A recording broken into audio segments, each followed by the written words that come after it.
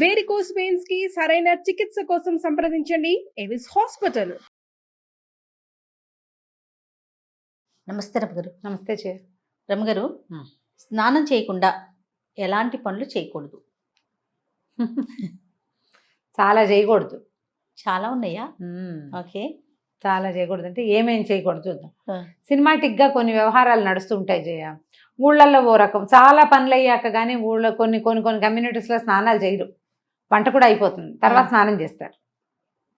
కొన్ని చోట్ల తెల్లవారుగానే స్నానం చేస్తారు. తెల్లారగానే స్నానం చేసేస్తే వాకిళ్ళు ఉడ్చుకోవాలా, ఇల్లు ఉడ్చుకోవాలా, స్నానం చేశాక ఇల్లు ఉడవటము, బట్టలు ఉతకటము అవన్నీ చేయాలంటే ఒక చికాగ్గా ఉంటుంది కదా.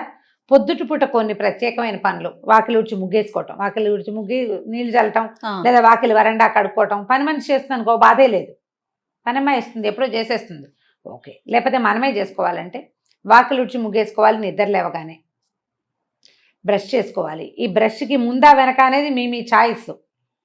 వాకిలి కడుక్కోవటం దానికి బ్రష్ తోటి సంబంధం ఏం లేదు. పాచిమొహంతో వాకిళ్ళు ఊడ్చుకుంటారు సాధారణంగా, అదేదో అయిపోతుంది. తర్వాత స్టవ్ దగ్గరికి వెళ్ళాలంటే స్నానం చేసే వెళ్ళాలి. పాలు కాఫీ డికాక్షన్ పెట్టుకోవడానికి కూడా స్నానం చేయాల్సిందే. స్నానం చేయకుండా స్టవ్ ముట్టుకోకూడదు అనే సిద్ధాంతం ఉన్న కుటుంబాలు కొన్ని ఉంటాయి. నాకు ఆ సిద్ధాంతం లేదు. మా ఇంట్లో మడికి పొయ్యి వేరు, మామూలు వంటకి మామూలు పాలకి కాఫీలకి స్టవ్ వేరుగా ఉండేది. అది ఇది ఒకటి కాదు. మా చిన్నప్పుడు చాలా సంవత్సరాలు అలాగే ఉంది. పైగా మడి వంట చేసుకునేటప్పుడు పొద్దుటి స్టవ్ కడుక్కుని స్నానం చేసి స్టవ్ కడుక్కున్నాకే స్నానానికి వెళ్ళి అప్పుడు వంట, కడిగిన పొయ్యి మీదే వంట. ఇప్పుడు నేను కూడా అంతే చేస్తా.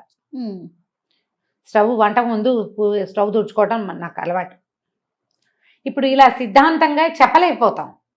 వాళ్ళ ఉద్యోగాలు, వాళ్ళ అవసరాలు, పిల్లల స్కూళ్ళు, మగవాళ్ళ ఆఫీసులు, వీళ్ళ సొంత ఆఫీసులు, వాళ్ళ ఇంట్లో ఉన్న పెద్దవాళ్ళు, ఇంట్లో ఏదైనా దేవతార్చన ఉంటే అక్కడికి వంట అందించటము, అన్నం వండేసి పొద్దున్నే దేవతార్చనకి ఇవ్వటము, ఈ బోల్డ్ వ్యవహారాలు ఉంటాయి కదా, దాన్ని బట్టి చేసుకుంటారు.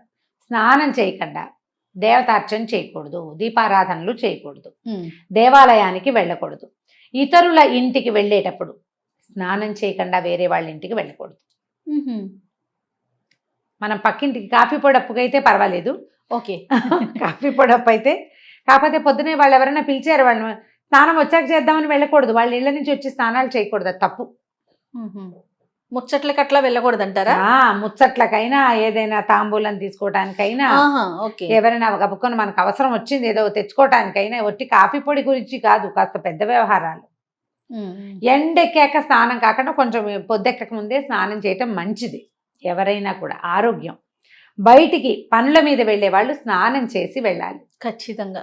స్నానం చేసి దేవతార్చనో లేకపోతే ఒట్టిగా దేవుడికి ఒక నమస్కారమో చేసుకోవాలంటే స్నానం చేసి వెళ్ళాలి. ఎప్పుడు కూడా ఇంట్లో నుంచి బయటికి వెళ్ళేటప్పుడు, సాధారణంగా బయటికి వెళ్ళటానికి కాదు, పని మీద వెళ్ళేవాళ్ళు స్నాన నియమం ఉంచుకోండి.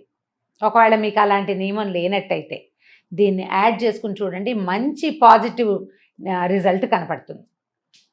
రాత్రికి స్నానం చేస్తాం అంటారు, రాత్రిపూట స్నానం చేసి పడుకుంటారా? రాత్రిగా స్నానం చేసాం, పొద్దునే స్నానం ఎందుకు, అది మొహం కడుక్కుని వెళ్ళిపోతారు. స్నానం చేయకుండా కార్యాలయాలకి వెళ్ళకూడదు. ఒకటి, లక్ష్మీదేవి సహించదుట వీటిని. ఓహో, అది యాడ్ చేస్తే తప్ప మనం పని చేయము. మరి సూర్యోదయం అయ్యాక స్నానం అనేది మన నియమం. రాత్రిపూట స్నానం అసలు ఆరోగ్యమే కాదు. ఎండాకాలం చెమట్లకు ఉండలేక ఏదో 8, 9 నీళ్ళు పోసుకుంటాం, కానీ అసలు రాత్రిళ్ళు స్నానం హెల్దీయే కాదు, చాలా బ్యాడ్ హెల్త్. సాయంత్రమే చీకటి పడుతూ ఉండగా స్నానం చేయొచ్చు. రాత్రిళ్ళు పడుకునే ముందు అన్నాలు తినేసి పడుకునే ముందు చెమట పోస్తుందని ఓ బకెట్ నీళ్ళు పోసుకుని పడుకుంటారు చూడు, వీళ్ళకి వాతపు బాధలు అధికంగా ఉంటాయి. ఆయుర్వేద వైద్యులు వద్దని చెప్తారు. రాత్రిపూట స్నానం చేయకూడదు, గర్భవతులు చేయకూడదు, బయట పీరియడ్స్లో ఉన్న వాళ్ళు చేయకూడదు, తర్వాత డెలివరీ అయిన వాళ్ళు, కొత్తగా డెలివరీ అయిన వాళ్ళు, పిల్లలకి పాలిచ్చేవాళ్ళు, వృద్ధులు, మెనపాజ్లో ఉన్నవాళ్ళు, తర్వాత ఏమో ఒళ్ళు నొప్పులు అవి బద్ధకము హెచ్చుగా ఉండేవాళ్ళు రాత్రిళ్ళు స్నానం చేయకూడదు. ఇంకెవరు మిగిలేరు? అదే కదా కదా, అందరినీ చెప్పేసాం. ఇంకెవరు మిగిలేరు? ఇప్పుడు రాత్రి చేసిన స్నానాలు లెక్కెట్టుకుని పొద్దున్నే నీళ్ళు పోసుకోకుండా బయటికి వెళ్ళిపోతే అదేం ప్లస్ అవ్వదు మనకి. పిల్లలు కూడా కొంతమంది స్కూల్స్కి వెళ్ళిపోతారు రమ్మగారు, నైటే చేసాం కదా అనేసి పొద్దున్నే బ్రష్ చేసుకుని వెళ్ళిపోయే పిల్లలు కూడా చూశాను. సూర్యోదయం తర్వాత స్నాన విధి అత్యావశ్యకము. మన ఆధ్యాత్మికమైన వ్యవహారమే ఇది. శుభ్రత కూడా. స్నానం చేసిన మొహానికి చేయని మొహానికి తేడా ఉండదు, మరి ఉంటుంది కదా ఫ్రెష్నెస్. నీళ్లు మన పైనుంచి బాడీ పడతాయి. ఫీల్ అవుతుంది ముందు. అది మన మొహంలోకి వస్తుంది కదా. పైనుంచి మొహం కడుక్కుంటాం, మొహం కడుక్కుంటే వచ్చే ఫ్రెష్నెస్ మొహం కడిగినట్టే ఉంటుంది కదా. స్నానం చేస్తే ఉండే ఫ్రెష్నెస్ బ్రహ్మాండంగా ఉంటుంది. తర్వాత ఏంటంటే బ్లడ్ సెల్స్ యాక్టివ్ అవుతాయి. సన్నీళ్ళు పోసుకున్నాం అనుకో జల్లు అంటుందా ఒళ్ళు ఒక్కసారి. ఆ జల్లు అనగా నరాలకి సత్తు వస్తుంది. స్నానము అత్యవశ్యకమైన విధి. అది మడికో దీనికో అంటే ఏదో భగవదర్చనకి మాత్రమే అనుకోకండి. మీ శరీరానికి మీరు చేసే అర్చన స్నానం అంతే. ఇది ఒక గుడి కదా, దేహమే దేవాలయము అన్నారు. ఆ ఆత్మ ఇందులో నిలబడింది. ఇది ఉన్నంత వరకు ఆత్మ హాయిగా అందులో ఉంటుంది, ఈ పిచ్చిగూట్లో. దీన్ని శుద్ధంగా ఉంచాలి కదా, దీన్ని యాక్టివ్గా ఉంచాలి, ఆరోగ్యంగా ఉంచాలి. ఇది ఉంటేనే అది ఉంటుంది, ఇది లేకపోతే అది ఉండదు. అవును. ఆత్మారాముడిని సంతోష పెట్టద్దు మనం. స్నానం చేయండి, అదే పెద్ద సంతోషం. తర్వాత సంతోషాలు మిగిలినవి. స్నానం చేయటం, అన్నం తినటం, వేళకి నిద్రించటం మానవ దేహానికి అత్యంత ఆవశ్యకమైన విషయాలు. కాబట్టి పూజ చేసుకోవాలి పొద్దున, దేవతా నమస్కారం చేసుకోవాలి పొద్దున్నే. మనకి విధులు చెప్తారు. మన కార్తీకము, మాఘము, వైశాఖ మాసం ఉదయకాల స్నానాలు.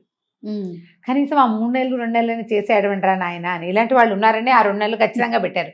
ఈ నిత్య స్నానమే కాకుండా అప్పుడప్పుడు నదీ స్నానాలు, సముద్ర స్నానాలు కూడా పెట్టారు. తీర్థ స్నానాలు. ఎక్కడికైనా వెళ్తే, ఏ తిరుమల వెళ్ళాం అక్కడ చక్కగా తీర్థంలో స్నానం చేయటం. ఎక్కడికో వెళ్తాం, కంచికో కాశీకో వెళ్తాం, అక్కడ గంగా నదిలో నదీ స్నానం ఎంత మంచిదో అది. కాబట్టి స్నానం చేసి ఏం చేయాలి ఏం చేయకూడదు కాదు, స్నానం చేయాలి ముందు. అది మానేయకూడదు. పొద్దున వంట చేసుకోవటానికి స్నానం చేసి వంట చేస్తే బాగుంటుంది, శుభ్రంగా ఉంటుంది. తర్వాత స్నానం ఒక పవిత్రమైన భావన వస్తుంది. మనం ఏదైనా వండుకున్నాము, స్నానం చేసేసి శుద్ధంగా ఉన్నాం అనుకో, ఆ వండిన పదార్థాన్ని తీసుకెళ్లి దేవుడి దగ్గర పెట్టుకోవటానికి బాగుంటుంది. పాచమొహంతో వంట చేసేసుకుని అది ఎలా పెడతాం, అది పెట్టలేకపోతాం. నేను టిఫిన్ ఏర్పాటు చేస్తాను అని లాస్ట్ టైం ఒక వీడియో చేస్తే, స్నానం చేయకుండానే టిఫిన్ చేస్తారా అని ఒకళ్ళు అడిగారు నన్ను. టిఫిన్ చెయ్యను, ఏర్పాటు అంటే ఇడ్లీ పిండి, దోశ పిండి అవి తీసి బయట పెట్టుకోవటము, చట్నీకి కావాల్సిన దినుసులు ఏమిటో చూసుకోవటం, అదే చేస్తాను. పదార్థం తర్వాతే చేసుకుంటాను. కానీ మనం ఆలోచించుకోవాలి మనకి ఏది అవసరమో అని. ఆహార స్వీకారం కూడా స్నానం చేశాక గనక తీసుకుంటే చాలా బాగుంటుంది. తీసుకోలేకపోతాం, అట్లా బ్రేక్ఫాస్ట్ చేసేయాల్సి వస్తుంది మన పనిని బట్టి కదా. పొద్దున్నే చేసేయాలి, షుగర్ ఉంది, స్నానం చేశాక ఇవన్నీ దేవుడికి ఇవన్నీ చదువుకుని టిఫిన్ తినేసరికి లేట్ అయిపోతుంది, టాబ్లెట్లు వేసుకుంటారు. పాపం వాళ్ళకి తప్పదు కదా, పెద్ద వయసు పెద్దవాళ్ళకి తప్పదు, ప్రెగ్నెంట్ లేడీస్కి వాళ్ళకి కూడా తప్పని పరిస్థితిని పక్కకు పెట్టండి. నార్మల్గా అయితే తొందరగా స్నానం చేసేసి బ్రేక్ఫాస్ట్ చేయటం, తయారు చేసుకోవటము, తింటము కూడా రెండును. ఇలా చేస్తే గనక ఎక్కువ శుభ్రంగా ఉండేందుకు అవకాశం ఉంది. ఏ హెన్నో పెట్టుకుంటాము, నెత్తికి నూనె రాసుకుంటాము, గంట నానాలనిపిస్తుంది, ఇంకా అప్పుడు ఏదో కొంత పని చేయవలసి అయితే ఓకే రమ్ గారు. నార్మల్ ఇష్యూస్ అయితే మాత్రం మార్నింగ్ లేవగానే చేయమంటారా? చేయండి. పొద్దునే స్నానం చేస్తే, స్నానం చేయకుండా పూజ ఎలా చేయకూడదు, భోజనం అలా చేయకూడదు, భోజనము ఎలా చేయకూడదు, బయటికి అలా వెళ్ళకూడదు. ఇవి 3. ఇంకేముంది రమ్మగారు, ఖచ్చితంగా స్నానం చేయాల్సిందే. మిగిలిన మీ ఇష్టం, ఇంకా మేమే అన్నీ చెప్పారు. రైట్. ఏదేమైనా మార్నింగ్ లేవగానే స్నానం చేయటం ఉత్తమం. మీరు పూజ గీజ ఏం చెయ్యరు. ఒక ప్లస్ పాయింట్ చెప్తా, పూజ చేయరు మీరు. ఓకే, మీకు అలవాటు లేదు. ఇంట్లో ఎవరైనా దీపం పెట్టుకుంటారు, లేకపోతే లేదు, అది కూడా మనకు అక్కర్లేదు. మగవాళ్ళకి చెప్తున్నా, స్నానం చేయగానే బయట ఏ బాల్కనీలోనో కిటికీలోనో సూర్యుని చూసి దండం పెట్టుకోండి. సూర్యుడికి చేసే నమస్కారం ప్రత్యక్ష నారాయణుడు అద్భుతమైన ఫలితాన్ని ఇస్తుంది. ఇప్పటిదాకా మీకు అలవాటు లేకపోతే, ఒకవేళ మీరు కనుక ఈ వీడియో వింటూ ఉంటే, రేపటి నుంచి దీన్ని ప్లస్ చేసుకుని చూడండి. మగవారైనా ఆడవారు కూడా చేయొచ్చు. ఆడవాళ్ళు ఎలాగూ చేస్తారు. ఓకే, మీకు అలవాటు లేకపోతే అని చెప్తున్నాను. మీ ఇంట్లో అంటే దీపం, అమ్మాయి దీపం పెట్టుకుంటుంది, అతనికి అలవాట్లేదు, అతనికి ఒకవేళ అసలు మన ఇంట్లో దీపాలే లేవు, ఇది జాతి విచక్షణ లేదు. ప్రతి ఒక్కరు అసలు పూజలు గీజలు చేయరు, మీరేదో ప్రార్థన చేసుకుంటారు, మీ విధానాలు మీకున్నాయి. అయినా కూడా మీకు సూర్యుడు అవసరమే కదా. సూర్యుడు అందరి వారుడు కదా. స్నానం చేసి సూర్యుడిని చూడండి పొద్దున్నే. బిఫోర్ 9 చేయండి, చాలా మంచిది. మీకు ఆ సూర్యుని చూడడానికి నచ్చింది అనుకోండి, కాసేపు కళ్ళు మూసుకుని అక్కడే నుంచోండి, ఆ సూర్యకిరణాలు పడేలాగా. ఇంకా సూపర్. ఒక 21 డేస్ చేసి మీలో ఏ మార్పు సంభవించిందో హోల్ హార్టెడ్గా ఇంకొకళ్ళకి చెప్పండి. నేను ఇది చేశా, స్నానం చేసి సూర్యుని చూశాను, ఏం జరిగింది రమ్మగారు? చెప్పండి. ఇలా చెప్పండి అంటున్నా. మీరు చెప్తున్నారేమో. నేను ఇలా చేశాను, స్నానం చేసి సూర్యుని చూశాను, నాకు ఈ మార్పు వచ్చింది అనేది మీరు గమనించి చెప్పాలి. అప్పుడు పొద్దున్నే స్నానం చేయటంలో ఉన్న ఫలితం ఏంటో తెలుస్తుందేమో, మీరే అందరికీ చెప్తారు. ఎర్లీ మార్నింగ్ సూర్యుని చూడడంలో ఉన్న ఆత్మానందం ఏంటనేది చూసేవాడికే తెలుస్తుంది. మీరు బాగా ఎంజాయ్ చేస్తున్నారు. రైట్ రామ్ గారు, నమస్తే అండి. నమస్తే.